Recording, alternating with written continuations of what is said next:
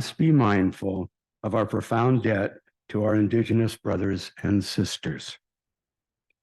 That said, it is a joy to see each of you in person or on Zoom for this time of reflection and introspection.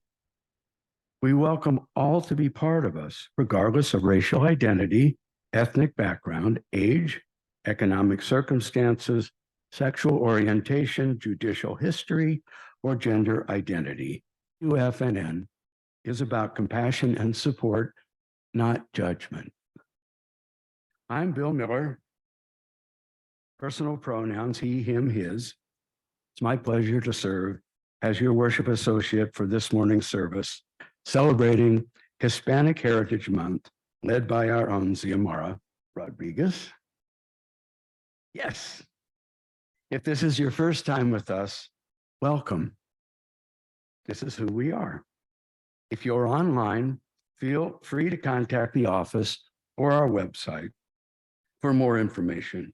You can also click on the chat box link to fill out the newcomer form and sign up for our newsletter. If you are here in person, please see one of us to help you get someone who can give you that information. UU is a congregation of welcomers and teachers, so feel right at home. For those on Zoom, please take note, you can update your name on screen. You will remain muted during the service, but can use the chat box for comments, especially during the prayer and meditation sessions. As a courtesy, please refrain from posting announcements while folks are presenting. Following the service, please stay on for a virtual coffee hour to chat face-to-face. If you're here in person, you can congregate in the great lobby for coffee and conversation. Regrettably, COVID still lingers in the shadows. While we have lifted all restrictions, please honor those who choose to mask and observe appropriate social distancing. And then we're about to do our mob greet, which I like to begin with, so you know when to start, by ringing the bell. So as you are willing and able, stand up and greet one another appropriately.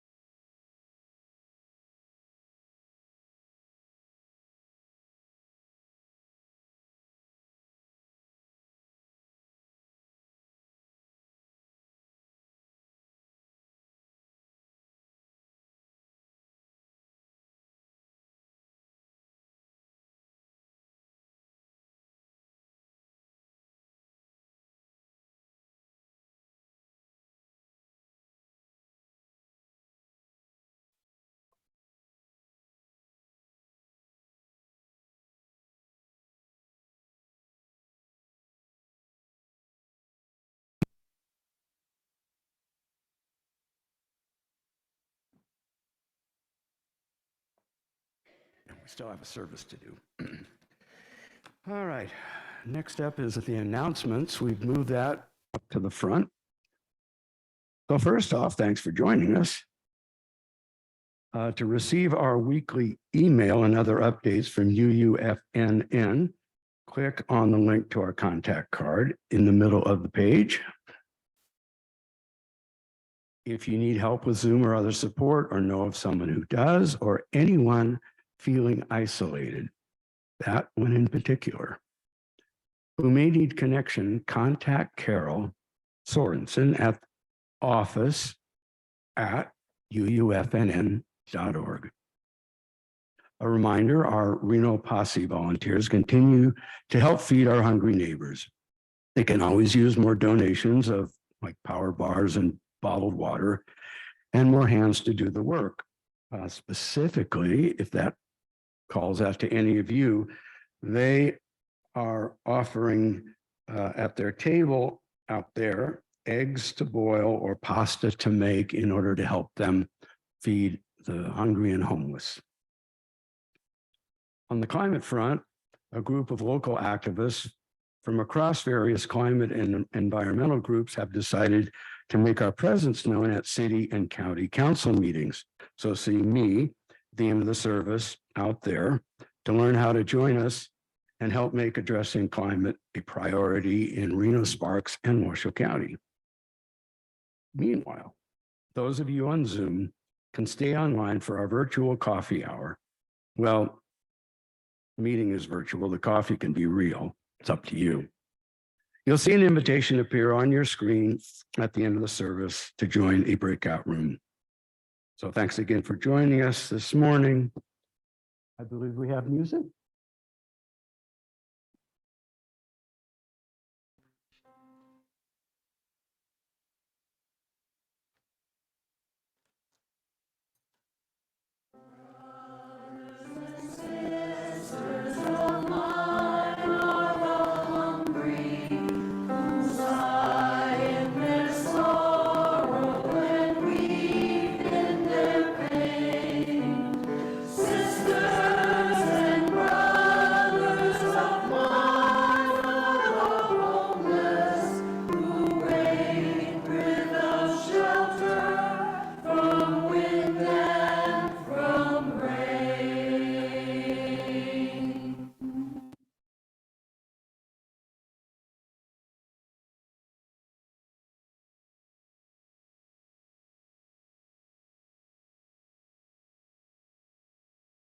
Hi, and good morning.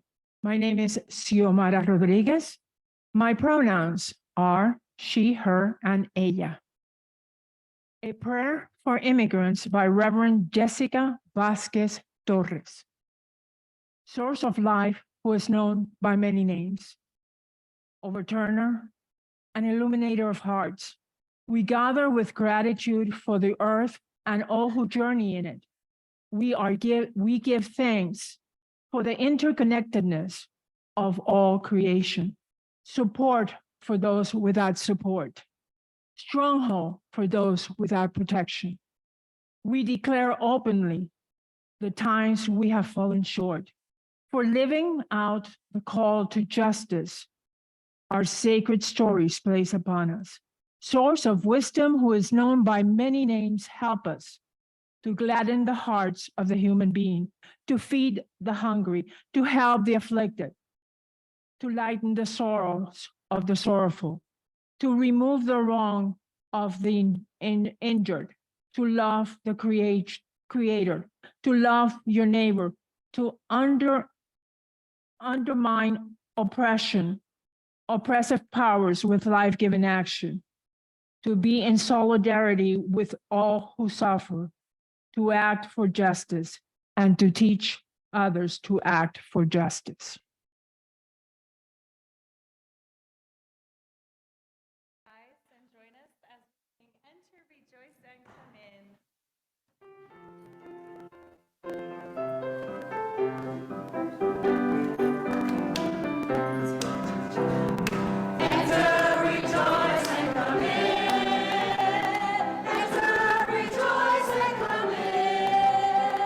Today will be a joyful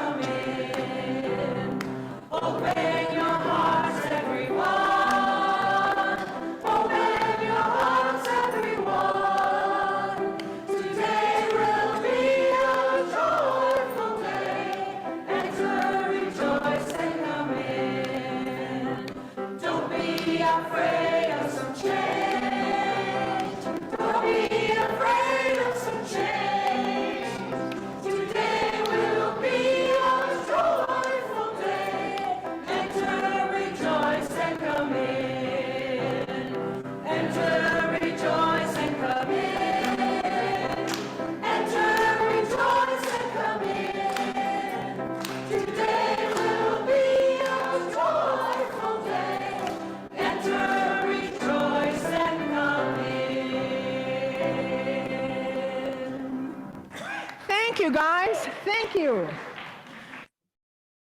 Chalice line, I'm going to ask Bill to help me with this as I say the chalice words, please.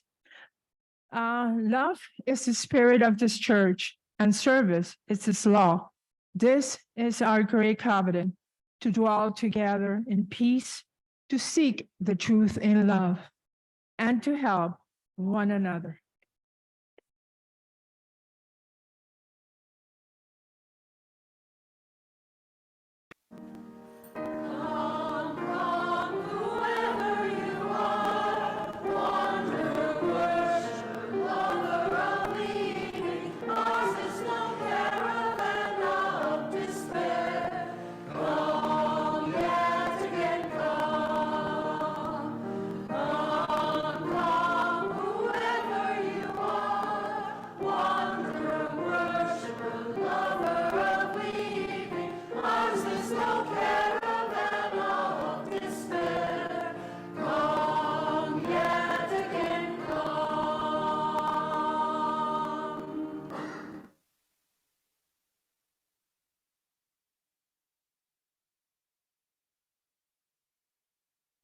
Good morning.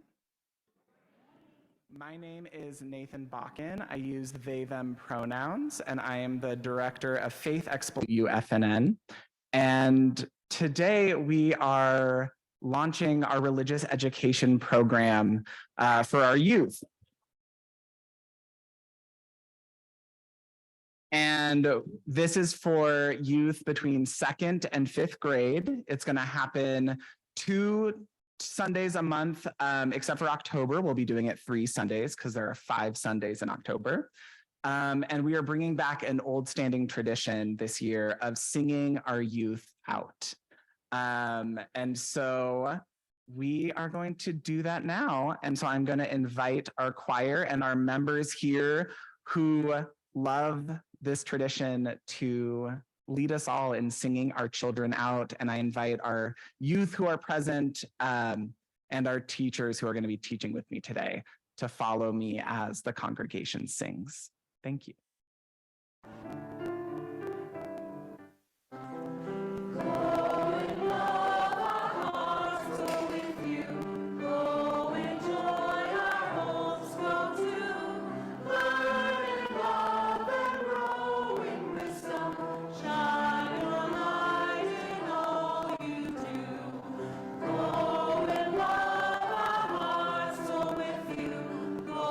Enjoy our whole school.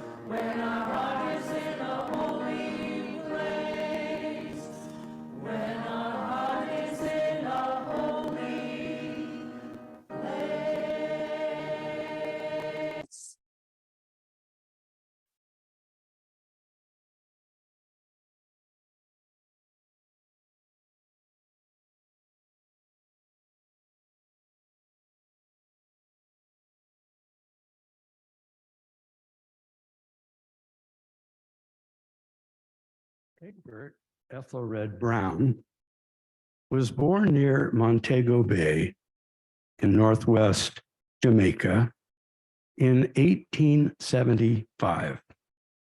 Jamaica at the time was an English colony, Anglican, nearly 50 years post-slavery, but still a two-tiered society. Thus began a courageous, visionary, challenging, and sometimes tragic life that is, in its own way, changed the world. Ethelred, as he preferred to be called, had the good fortune of being born into a prominent, educated African Jamaican family. He was also blessed or cursed with a brilliant intellect and fearless, independent streak. Sitting in church at just 10 years of age, he had an epiphany about the unity in the Trinity, that three cannot be one, and one cannot be three. That was a shattering moment for him. But as luck would have it, that afternoon, he found a book on Unitarianism in his uncle's study by the Reverend William Ellery Channing. He took it home, read it, and was converted. Only problem, Jamaica had no Unitarian churches. Anglican, Methodist, Catholic, and a smattering of other Protestant denominations, but no Unitarian.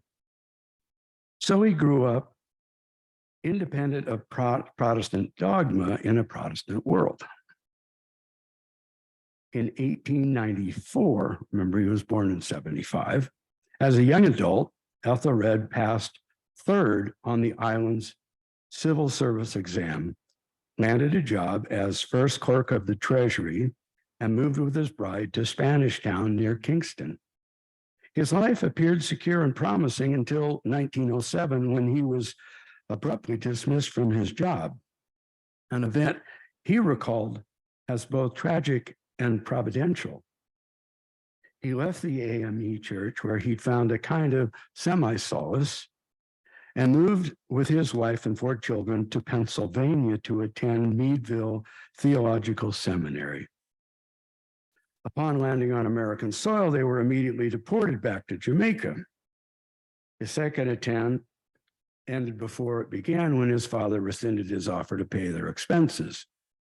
Ethelred then worked as an accountant for another year to save up enough for the trip, and finally arrived at seminary, where he was ordained as a Unitarian minister, the first Black Unitarian minister, in 1912.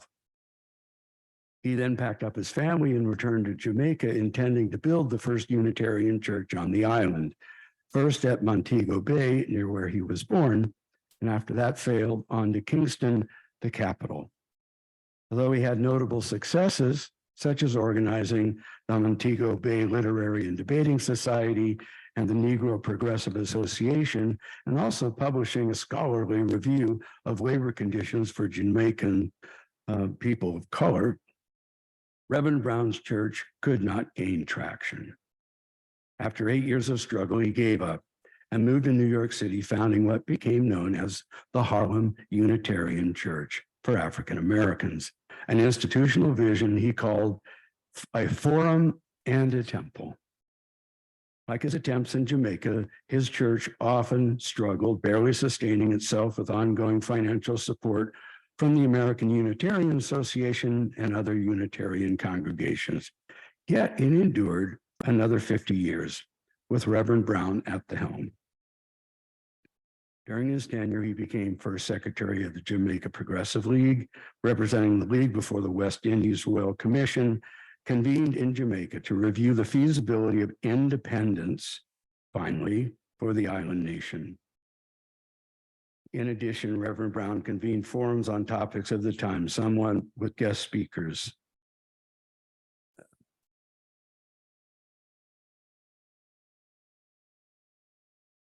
By the time Reverend Brown died in 1956, his work, sacrifices, and triumphs were trumpeted in obituaries from New York to Jamaica, and we still celebrate his life today, 75 years later, Because like Bobby Kennedy once said, unlike courage in battle, moral courage is rare, very rare.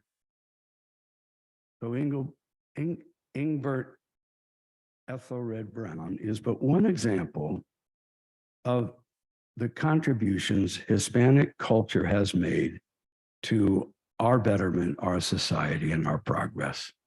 Thank you.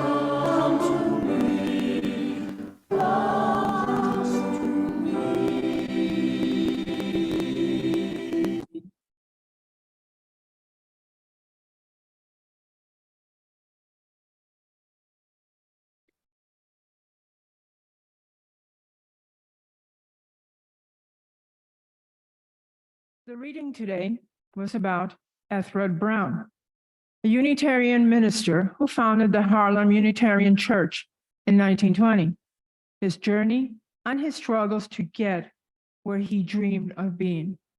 I know many of you are asking, what does Ethelred Brown have to do with Hispanic Heritage Month? To me, it has a lot to do because for me, it's the story of a journey of so many immigrants to this country. Hispanic Heritage Month is celebrated from September 15th to October 15th and is the annual celebration of the history, culture, and it commemorates the independence of most of the countries in Latin and South America. And it brings forward the beauty of the Latino Hispanic immigrant to this country. It starts in September 15th with the anniversary of the independence of Costa Rica, El Salvador, Guatemala, Honduras, Nicaragua. Mexico and Chile celebrate their Independence Day in September 16th and September 18th, respectively. But you will not see Puerto Rico included in the celebration of independence because Puerto Rico has never been an independent country. We were a colony of Spain from the day Columbus invaded the island until the United States invaded the island on July 25th, 1898. But I will talk about that some other day. It's a long story. I am not here to talk about the independence of those countries and all what the Latinos have given to this country. I'm here to talk about the immigrant experience, the immigrant journey. I'm here to talk about a journey, my journey to this pulpit. I am not a refugee. I am not an asylum seeker. I am not an immigrant, although many consider me to be that, and I'm not undocumented. I did not come here in a boat running away from political oppression. I did not come here because of gang violence. I did not cross a border and the border did not cross me. But to my dismay, many consider me an immigrant. I was born in San Juan, Puerto Rico, in a military hospital because my father was serving in the army at the time of my birth. How much more American can you get? I was born an American citizen. But still, many consider me an immigrant. Maybe my name throws them off. Or because of the way I look, maybe my accent, although I have tried very hard to change my accent. Or because from where I come from, or because I identify myself as Latina. Whatever the reason is, I am considered an immigrant in this country, and I am proud to take that mantle. I do come from Puerto Rico, and I know some may have an idea of the island as that the island is part of the United States. Some of you might remember a former president that threw paper towels at the people of the island after Hurricane Maria. Remember that? On the other hand, some would say that Puerto Rico is a Commonwealth, but we cannot compare to the Commonwealth of Virginia, right? The Puerto Ricans don't enjoy the same rights as the people from Virginia. Others will say that Puerto Rico is a territory, and they are maybe right. But I will state that Puerto Rico is a colony, and in some other time, I will talk more about it. Right now, I really don't have the time. I really don't believe that we could call a person moving from California to Nevada an immigrant. We're just moving from one state to another. We can say that a person moving from one side of the city to another is an immigrant. But on the other hand, many will say that a person moving from Puerto Rico to here is an immigrant. And once again, I digress. So let's bring the story back to today. I would like to tell you my story, my journey to here, to today. I arrived in mainland USA on October 27, 1977, with orders in hand to report to U.S. Coast Guard headquarters on October 28, 1977, at 0700. I was wearing a U.S. Coast Guard summer uniform. I had to my name a sea bag with some personal belongings and a uniform, and about $50 cash of my military orders. I did not know anyone, and I was expecting to be picked up at the airport when I arrived. I was cold, I was tired, I was scared, I was hungry. There was no one waiting for me. I called the telephone number that was provided to me and got an answering machine. I dialed again and again until I got a human. There was no one scheduled to pick me up at the airport. There had been a miscommunication. Suddenly, I felt scared. I felt lost. I had no idea what to do. I was told that if I could find the USO at the airport, they might be able to help me. It was late that night. I only had $50. It was Thursday night. I had to get to U.S. Coast Guard headquarters and report for duty the following day. After wandering the airport like a lost soul, I found the USO, and they did help me. They helped me find a place to stay overnight, and the following day, they helped me get to my destination. Why am I telling you all of this? How does this have to do with Hispanic Heritage Month? Maybe it has little to do with Hispanic Heritage Month, but it has a lot to do with immigration. At that moment, I did not consider myself to be an immigrant. I was a U.S. citizen. I was in the U.S. Coast Guard. But how wrong I was. Yes, I was an enlisted member of the U.S. Coast Guard, but for everyone around me, I was an immigrant. Because for many then and now, Puerto Ricans are not considered citizens. This is something very hard for me to swallow, and it still is. When I left Puerto Rico on October 27, 1977, I left everything I knew behind. I left my family, my friends, and my daughter. 2 days earlier, they came to my little apartment and packed everything for transport, even my 1967 VW van that I had bought for $100 because it was not in the best conditions, and it was all the money I had. at the time. Later on, when the car got to the USA, I discovered it did not have a heater. And I spent my first winter in DC driving in a snowsuit. I arrived DC with a bag of dreams. Like many immigrants, like those that cross the borders or come in boat. My dream was that I was going to finish my 2 years enlistment. I was going to go to California. I was going to go to a movie studio. I was going to show them all what I had written, and they were going to hire me. I was going to win an Emmy or maybe an Oscar. Right? Wrong. That did not happen. I found myself staying in DC longer than I expected. As a matter of fact, I stayed in the Coast Guard longer than I expected. It was in DC that I saw snow for the first time. I learned to change a tire in the snow. I was called many names. I saw the first and only time live KKK men. I had learned about them, but I never thought I would see them in person. I was scared for my life and the life of my daughter. I discovered that I was not welcome in many places. And the more time passed, the more I felt alone. I discovered that even though I was bilingual, and when I got to mainland USA, I spoke five languages and had 2 degrees. That was not enough. I was ridiculed about the way I spoke. I was told by my lieutenant that I needed to learn how to communicate, that I lacked communication skills. I was made to feel less than others every single day. And the topper of the cake was that I still had a lot of problems with the American English. It just didn't sound like what I was taught in school and what I had spoken in the Caribbean islands.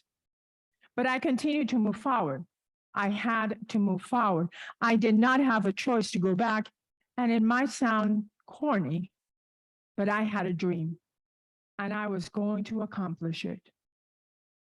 I know that by this time, a lot of you are thinking, what does this have to do with Hispanic Heritage Month? Well, indirectly, my story is the story of many other Hispanics that get here with a dream, just to find themselves alone. In many cases, outcast, treated poorly, because they look different, they eat different, and they sound different. But back to the original story. I was serving in the U.S. Coast Guard headquarters. At the time, it was located on 7th and D in D.C., but we were moved from 7th and D to Anacostia to our own building. And to be realistic, it just didn't look good.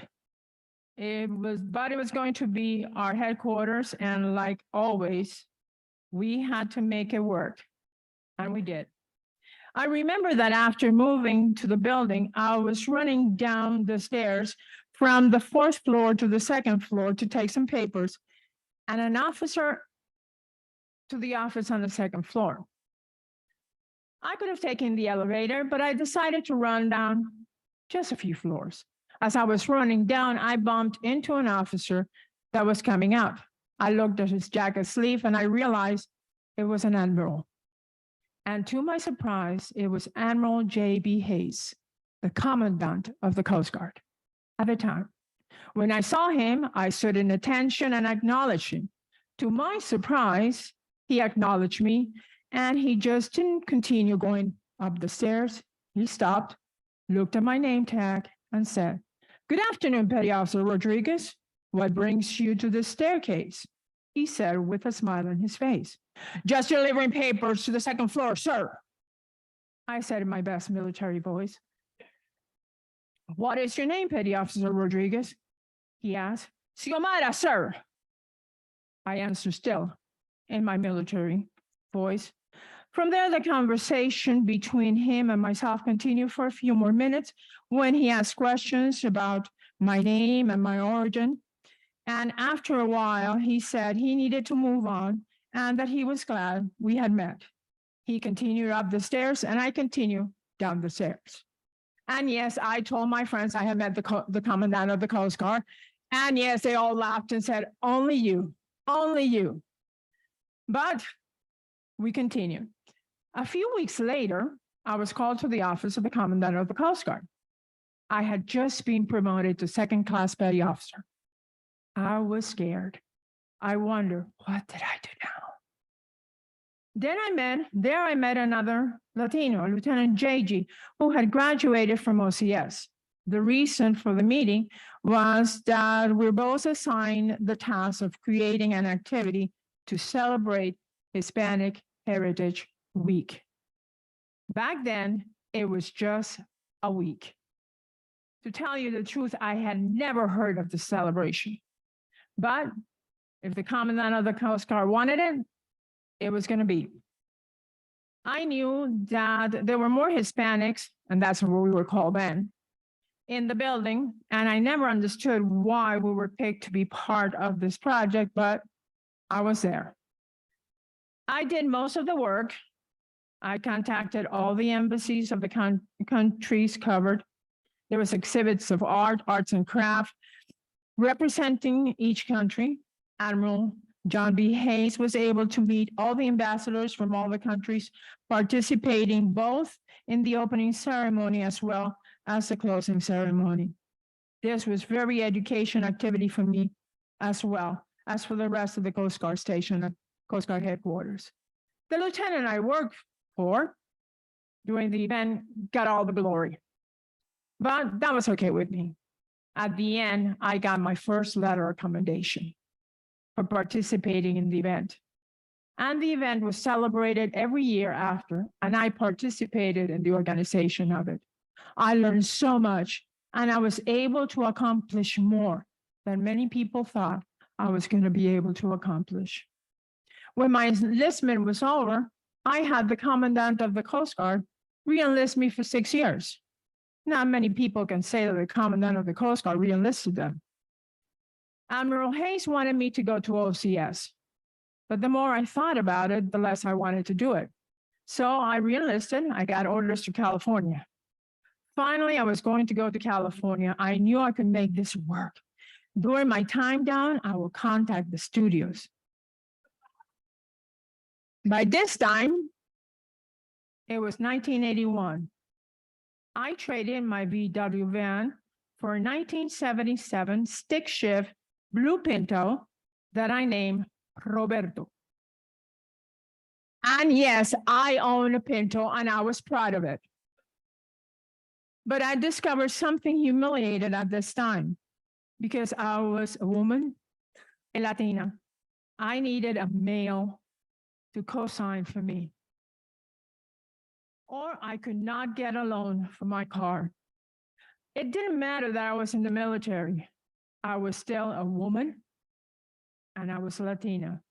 I was a financial risk. I believe that at this point, I have to hit fast forward as much as I can. We don't have all day and time is getting long. So we'll save the stories of my cross-country trip for another day. A few things came out of that move. First, I met my husband, my life partner, my love. Then my family increased and we found ourselves moving back to DC, where I became a Coast Guard special agent. I became the first Latina special agent with the US Coast Guard.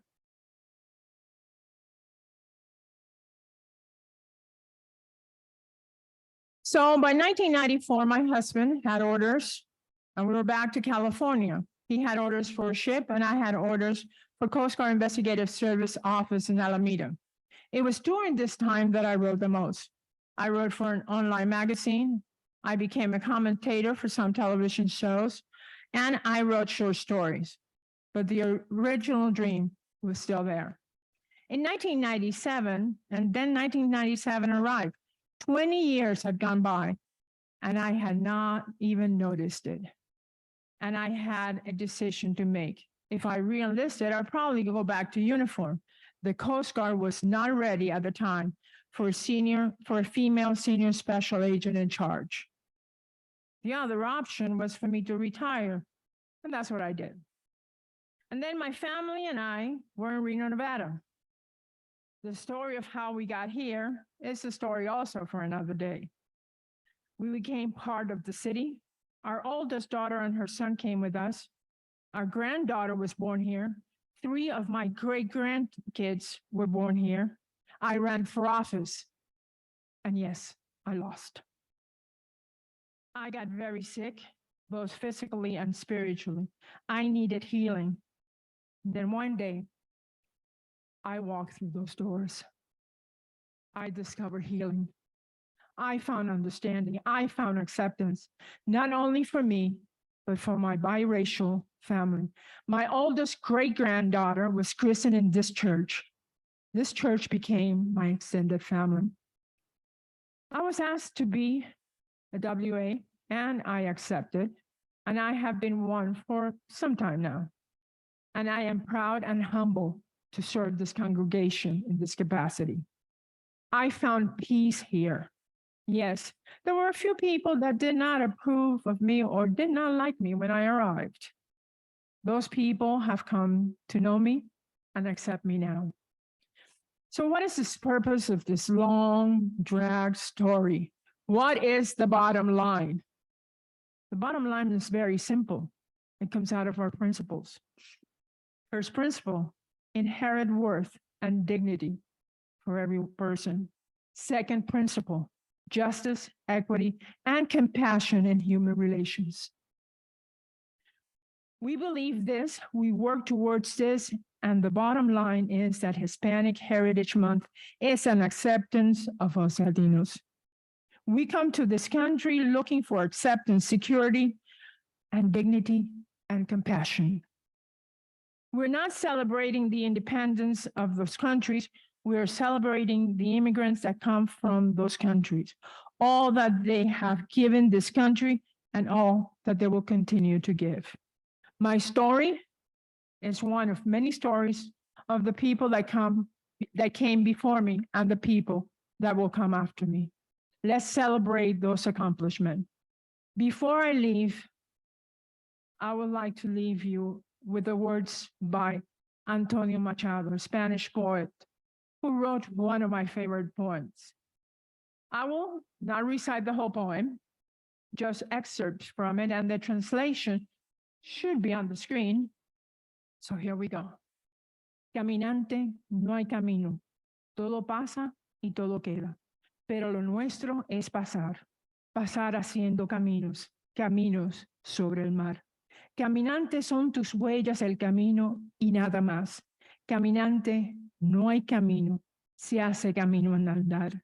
Al andar se hace camino y al volver la vista atrás se ve la seda que nunca se ha de volver a pisar.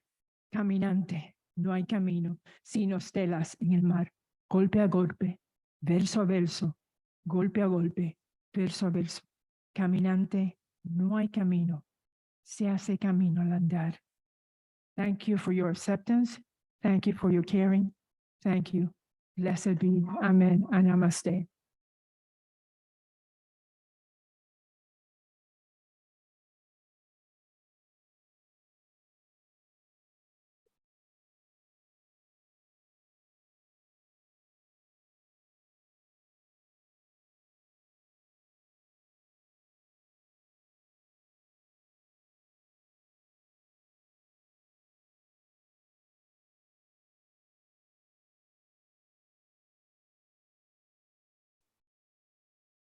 I have to follow that. Xiomara.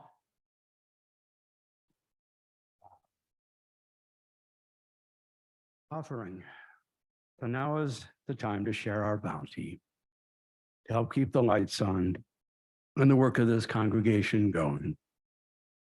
For those here in person, we'll be passing the basket. If you're following virtually, please text 73256. That's 73256. Type in UUFNN and hit send. You can also mail a check to the office at 780 Del Monte Lane, Reno 89511. This month's Share the Plate is Northern Nevada Literacy. Is that right? I think I screwed up. No, you know, you copy and paste, you get in big trouble. And this month's Share the Plate recipient is right. Share the Plate, which is receives half the money from our collection plate. In addition, you can make a separate contribution in an envelope, which you write on Share the Plate, or if you're online, designate your donation to Share the Plate. Now, let the offering begin.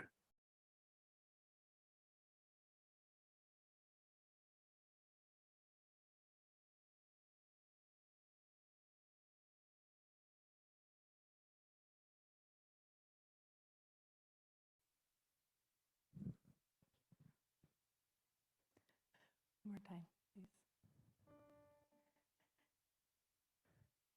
'Cause every night I lie in bed, the brightest colors fill my head. A million dreams are keeping me awake.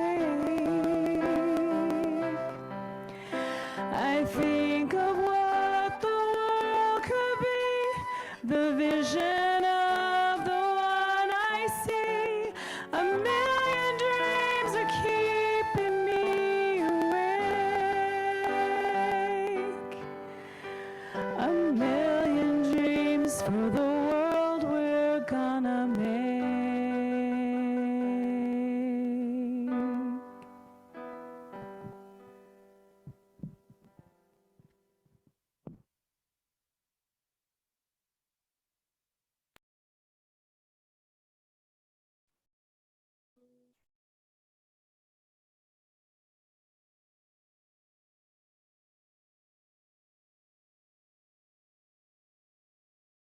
Oh, I shake them down too.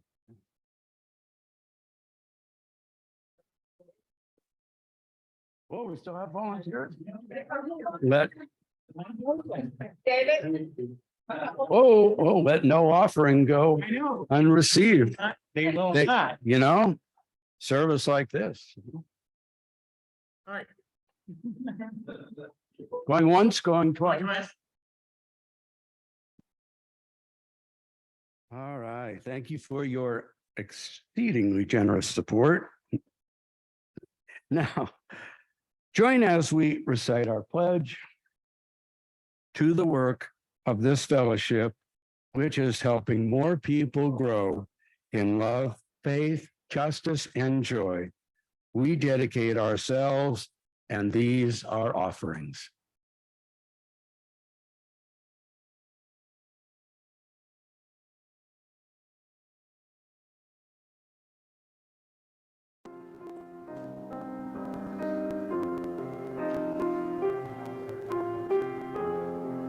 You gonna do this?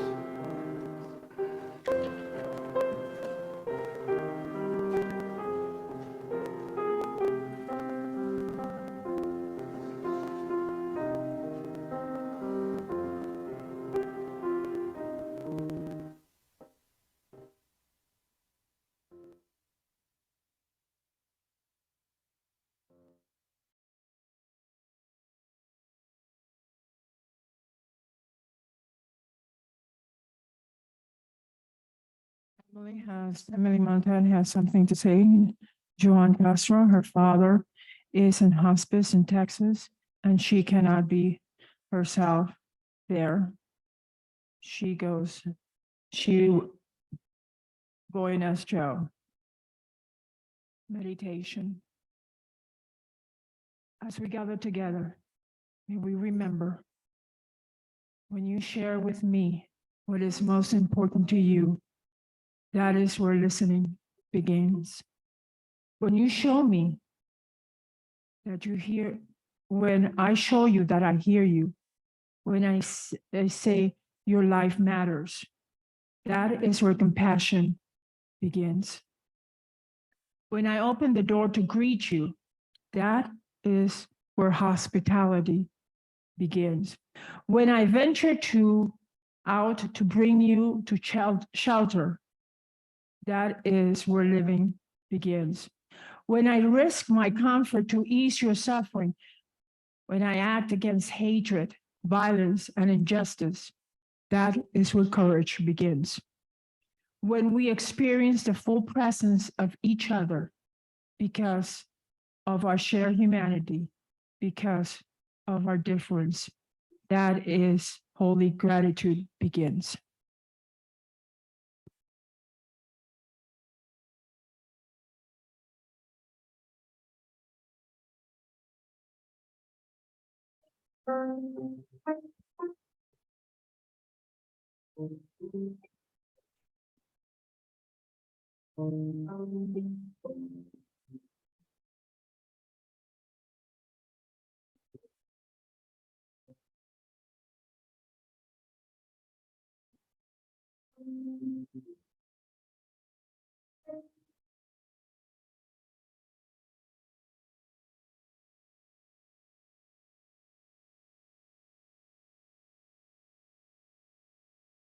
With one hand in our heart and the other one extended. Universe, no one is a stranger to you, and no one is ever far from your loving care. In your kindness, watch over immigrants, refugees, and asylum seekers, those separated from their loved ones, those who are lost, and those who have been exiled from their homes. Bring them safely to the place where they long to be, and help us always to show your kindness to strangers and those in need. Blessed be. Amen and namaste.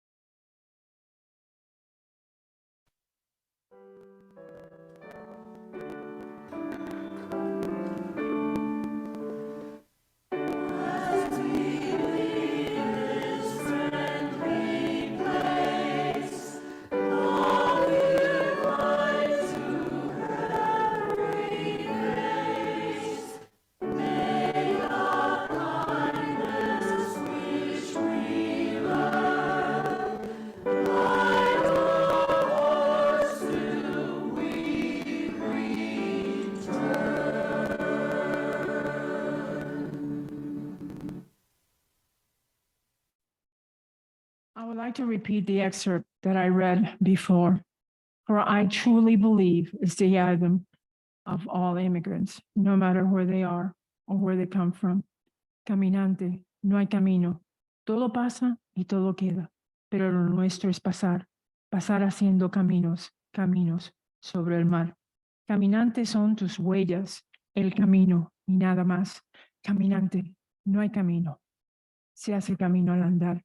Al andar se hace camino y al volver la vista atrás se ve la seda que nunca se va a volver a pisar. Caminante, no hay camino, sino estelas en el mar, golpe a golpe, verso a verso, golpe a golpe, verso a verso. Caminante, no hay camino, se hace camino al andar. Our worship is over. May our service begin.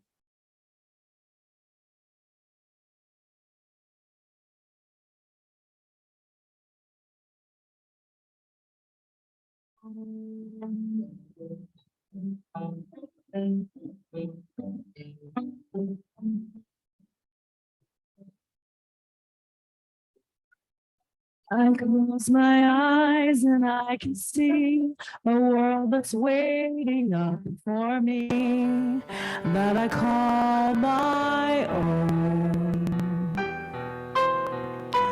Through the dark, through the door, through where no one's been before, but it feels like home. They can say that it all sounds crazy. They can say I've lost my mind. I don't care care if they call me crazy. We can live in a world that we design. 'Cause every night I lie in bed, the brightest colors fill my head. A million dreams are keeping me awake. I think of what the world could be, a vision of the one I see. A million dreams are all it's gonna take. Oh, a million dreams for the world we're gonna make.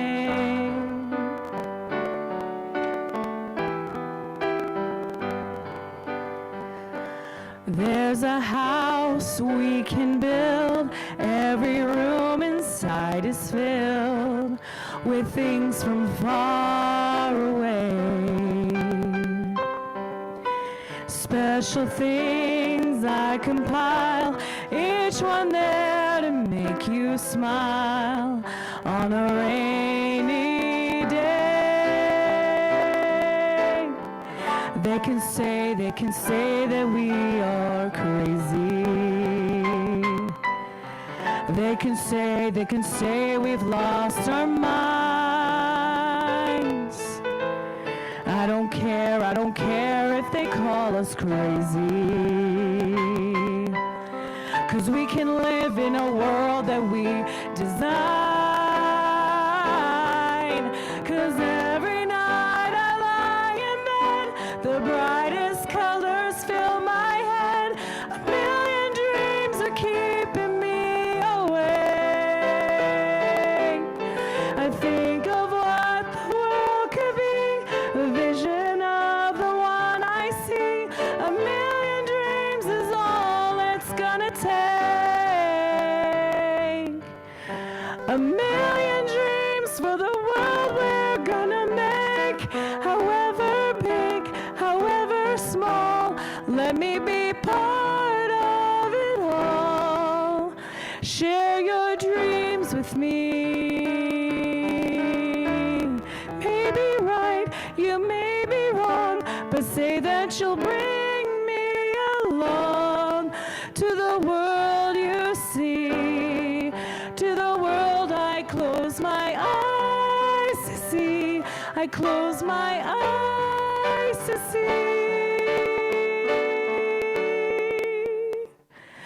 'Cause every night I lie in bed, the brightest colors fill my head. A million dreams are keeping me awake. I think of what the world could be, a vision of the one I see. A million dreams is all it's gonna take. A million dreams for the world we're gonna make.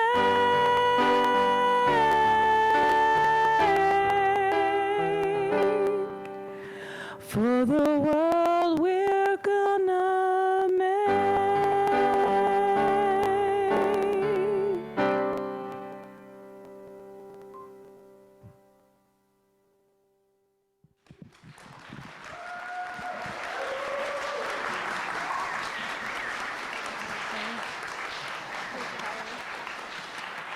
Thank you.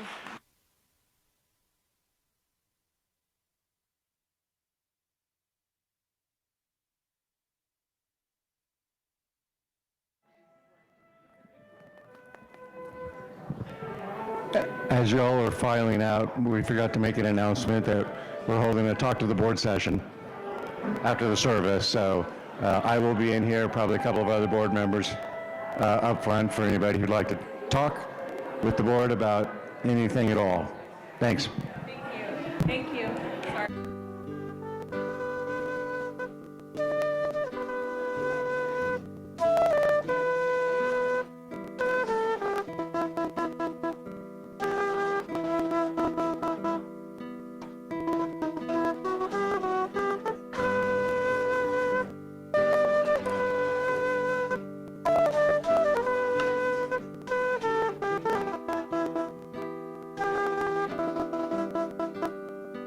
Sorry.